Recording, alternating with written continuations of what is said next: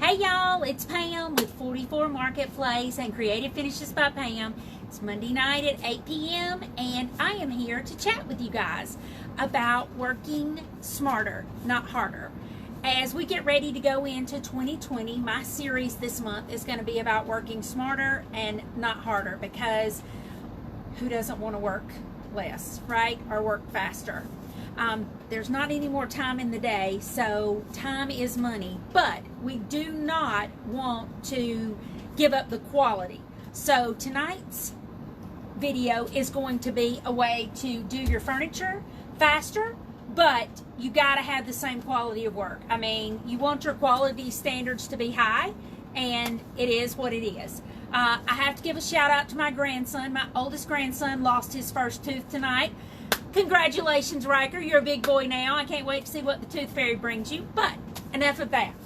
Okay, so tonight what we're going to do is we're talking about work smarter, not harder. If you'll notice, I've got gloves on, which I never wear gloves, but I have to tell you, I found these gloves that I can't even break. How flippin' amazeballs is that? I cannot break these gloves. And I go through a lot of gloves. When I'm cleaning something or using gel stain, I always get it on my nails. So far, I haven't broken these gloves, and I've washed my hands and everything with these gloves on. So I'm pretty excited, I gotta tell you. Okay, so as you know, I am working on some furniture for my father-in-law who lost everything in the flood in Imelda. And so I've been working on these pieces, and that's what made me think, let's talk about working smarter, not harder. If you've watched my live videos before, you have probably seen my hydraulic lift table. Unbelievably great for your back. I gotta say, it's unbelievably great for your back. But the other thing that I want to chat with you guys about is my sprayer. I got this Apollo 7700, and I gotta tell you guys something else. They're giving away one of these guns, Apollo is. All you need to do is make a video of 30 seconds or less telling them why you want to do it, and you're in the running for this awesome gun. So go to 44 Marketplace. I've got the link there, and you can do it. But as you know, I got this gun which allows it to be gravity fed or fed from the bottom or whatever. Well, I found something that makes it even easier. This gun right here has a cup that I do not have in here because I've cleaned it. And it connects here, okay? But you have to wash the cup out. Well, a friend of mine, thank you, Corey, told me about the 3M PPS system, so I called up the people, and I called up John DeRock with Apollo Sprayers, and this is a cool connection. This connection, I got this piece from Amazon. I'll link it if you're interested, and this goes with it, okay? So instead of putting my Teflon-lined cup, I use this PPS system, which, watch this. Well, sorry, got to take my stopper out. This connects onto here, and you press down. Hang on. And you twist. There we go. All right, so you twist that, and then you connect this little tube up here to the breather. And guess what? Now I don't even have to rinse out my cup, because thanks to this little 3M dealio right here, I'm going to set it down here so we don't drop it. It comes with this and this. I also got this from Amazon. So if you guys have a sprayer, you might want to check to see if you can use this little retrofit kit. I don't even have to strain my paint anymore. Look at that. It has a strainer made into the lid and these little disposable liners. So once I finish spraying my paint, throw these dealios away and wash my gun, and that's it. And it takes less than 5 minutes to wash my gun. So I'm just throwing it out there. Work smarter, not harder. This is great. It's an inexpensive little trick for you to do, and it's a quick disconnect. If I had put it on with a tool instead of my fingers, there we go. And see how it's connected right there? You just push it back and forth and it pops right off. There we go. So just an FYI for those of you who do spraying, because as you know, spraying speeds up. I was actually texting with a friend of mine today, and he was saying how much faster spraying is. All right, so there is that. That is a way to work smarter, not harder. Another thing is when I'm doing a chest of drawers or a nightstand or something like that, I have people ask me all the time, why do I leave the drawers in? Well, I'm going to tell you, I used to take all of the drawers out, and when I took all of the drawers out, it didn't work that well because it took so much time to tape every little opening. You have to take all of the drawers out and tape every little opening. Well, then I decided that if I leave the drawers in, then I can go back and I can touch up these edges. Now what I do is I run a bead of tape across the front of these drawers behind the back. Now this one is a curved drawer. I'm going to bring you guys over and show you. All right, can you see that? Okay, because the front of that drawer is curved, it's a little bit more difficult to tape, but the best thing to do is to tape it and leave your drawers open slightly, okay? Very slightly, so that you can get it. I was going to spray these tonight, but my mud hasn't dried yet on the front of this, so I really can't do that. But once you've cleaned your piece, and I always clean mine with White Lightning, that is not a step when you're working smarter. To not clean your piece is not a step you can do, okay? So basically what you do is you leave your drawers in, but leave them out slightly. If you're worried about overspray, throw that little, I use blue tape. Throw a little row of blue tape across your drawers, and then when you spray, you don't have to worry about any overspray getting inside the drawers at all. It won't get on your edges. Now, if you're going to paint the sides of your drawers, it doesn't really matter. But if you're not painting the sides of your drawers or doing a decoupage or something cute like that, you want to make sure and go across there all the way. That way, when you get ready to spray this piece, it'll take me less than 10 minutes to spray the base coat, the second coat, and the top coat. Each one will take about 10 minutes a piece to do. Now, I am going to do a little bit of light blending and some things like this. These are going to be painted sawmill gravy, and I'm going to put a little bit of French linen on there. Like I say, they're for my father-in-law, so we're going to kind of go neutral. But once you've gotten your prep work done, and I'm going to spin you guys down so you can see, I have mud on here for the places that needed a little bit of work. And the little nightstand is sitting over there. It's got a little bit, and so does the headboard. So you guys can see, once you've gotten all of your little prep work done, then that's when you want to go ahead and put your tape on there, because now, instead of me hand brushing this entire piece, I can spray it, and it'll take maybe 10 minutes for me to base coat. I can do all of my little blending, whatever it is that I want to do. I may add Would You Bend to the nightstand to fix up some of the little parts and pieces. And then I'll go back and I'll put my top coat on, and it won't have taken me an entire day to do all three pieces. So that's just another thing that is going to save you a little bit of time. And time is money, whether it's time away from your family, whether it's time away from something else you need to be doing, time away from laundry, whatever. Whatever time you can do, that's what you want to do, is you want to save it. And another thing that you can do is, if you've got problems with your runners and stuff, you can go ahead and put your wax on there before you do all of this. That way it has time to sit on there, because a lot of times if you put it on and then Big Mama's butter, candle wax, slideys, whatever it is that you put on there, I like for mine to sit on there a little bit, so I put it on before I paint.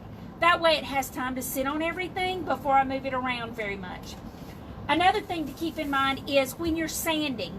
A lot of you guys don't do any sanding, and I'm sorry to say, but it is necessary sometimes. So when you're sanding, Surf Prep makes rad pads, which I really like to use. Always do your sanding before you clean, because once you've cleaned and you sand, then you're just going to have to clean again. So don't make it redundant. Do any of your sanding. I didn't know these pieces needed as much work as they did until I had already cleaned them. So now I've got my mud on here, and even though they've already been cleaned, I'll have to sand my mud back and do it again. But if you know that it needs repairs, do repairs before you get all deep into your cleaning, because that's also going to be one of those things that saves you a lot of time. Another thing is, when you remove your hardware, if your drawers fit really tightly, go ahead and put just a little piece of jute twine through there, because the jute twine will make it so your drawers are easy to open. And before once you've sprayed your piece, if you don't have your drawers slightly open before you spray it, you want to definitely open them a little bit before they dry, because if your drawers, especially if they fit tightly, and older pieces are made to fit snugly, if you leave them shut after you've sprayed them, guess what happens? They'll dry shut.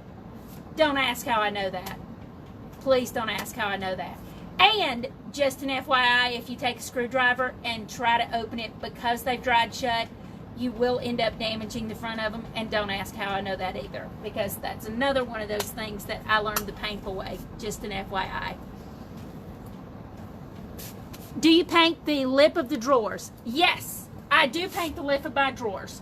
That's what I mean. Typically, you can leave them open, or you can go back and touch them up after you've sprayed the entire piece. But if they keep getting scratched up, another little secret, once you've painted them, put your top coat on them, throw a little coat of clear wax over it, and that way they glide in and out. Another thing is, if they already fit snugly before you put the paint on, did you know that 2 coats of paint and a coat of top coat can add up to a 1/16 of an inch to your pieces?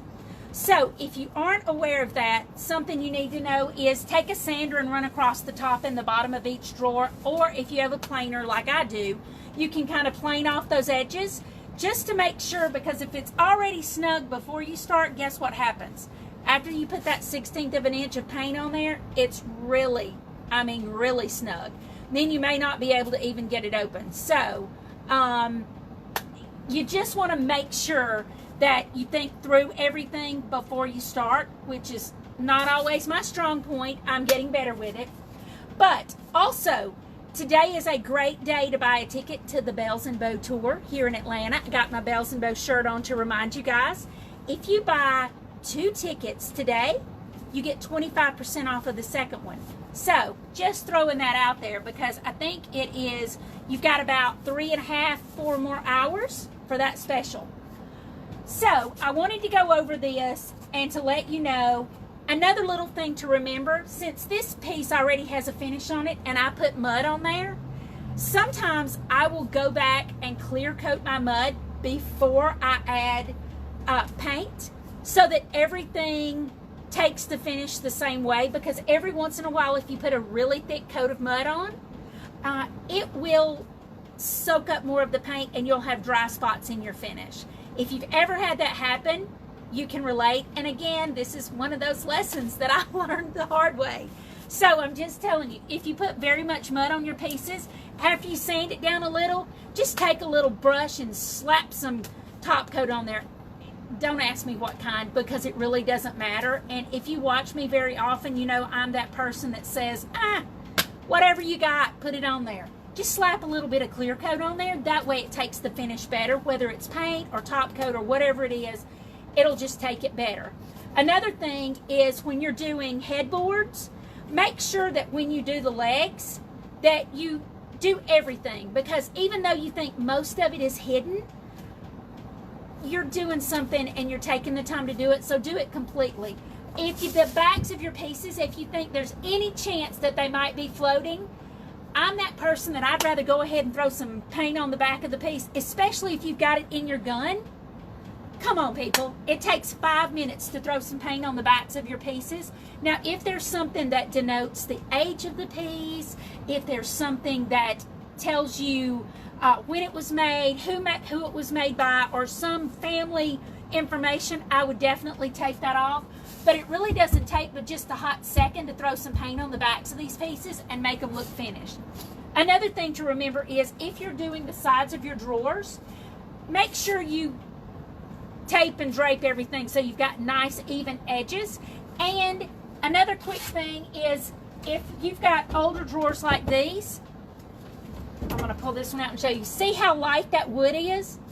If you'll throw some Big Mama's butter on there, especially if you're doing these pieces to sale, not only will the Orange Grove make it smell fabulous, but it will also make you look like you're a rock star, because they'll look like brand new. Big Mama's butter reinvigorates everything, and even though it's not throwing a coat of paint on there, even though it's not doing anything major, it will update your piece and make it look so much better. That is another way to work smarter, not harder. Rather than painting and top coating and, you know, decoupaging and all that, your customer may not want to pay for that, but even if they're not paying for that, throwing some Big Mama's butter in there gives your customer a warm and fuzzy feeling. And if you're doing it for you, every time you open that drawer, you're going to think how nice it looks and how great it smells. So tonight is about working smarter, not harder, with your sprayer when you're doing furniture, even when you're doing kitchen cabinets or whatever. I'm telling you, if you add a sprayer in the mix, it not only speeds up everything, but it's going to give you a better finish. Next week, we're going to be doing some working smarter, not harder, and we're going to touch on doing some Christmas gifts. I am going to be live in World and on Wednesday afternoon, but I'm going to be live on the 44 Marketplace page every day this month because we're going to do Christmas gifts. We're going to do some quick Christmas updates because if you're like me, you're probably going to have company or you've got a gift for that person that you need that you don't want to spend a lot of money on. And handmade gifts are not only very quick to do and less expensive, they're definitely more personal for your friends and family as well. So stay tuned this month, and I will see you here on the Dixie Belle page next Monday night at 8 p.m. And I'm going to be live on the 44 Marketplace tomorrow. I'll see you later. Thanks for watching.